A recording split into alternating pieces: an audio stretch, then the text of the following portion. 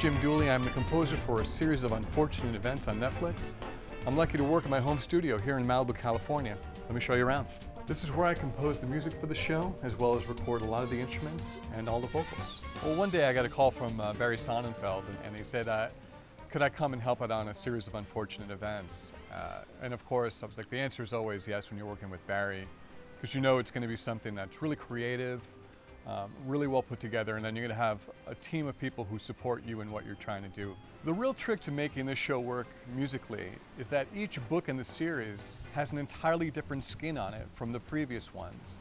So in season 2, we're going to see the Carnivorous Carnival, we're going to see Heimlich Hospital, and each one of these has to be addressed with a whole new musical skin on the existing themes that we have for the show. When we get to the Carnivorous Carnival, we're going to hear instruments that are going to be evocative of the circus, and calliopes and organs, and that we have to take all of the existing themes and now play them in new ways to set up the tale that we're telling.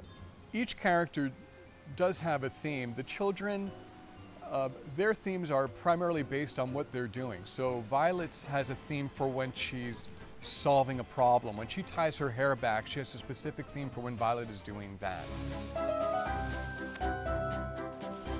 The evolution from a musical standpoint as a composer, now that it's been 10 years past Pushing Daisies, I think I'm willing to take more risks now than I ever have been. Pushing Daisies at its heart was a romance combined with crime solving. What we see in a series of unfortunate events is really the struggle for the kids to find identity with all of this adversity.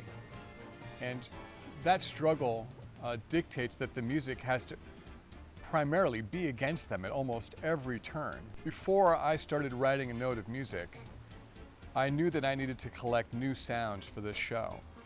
So what I did is I went to a percussion rental company here in Los Angeles and spent a day playing all through all the different instruments. And I spent a week recording these in all sorts of different ways. We have the amphibophone, which is made out of tortoises. We have the bass flapamba, the stone marimbas, and trying to find new ways of hitting the instruments or plucking them and bowing them, anything that was a turn on for me as a musician, and that's what ultimately ended up in the show.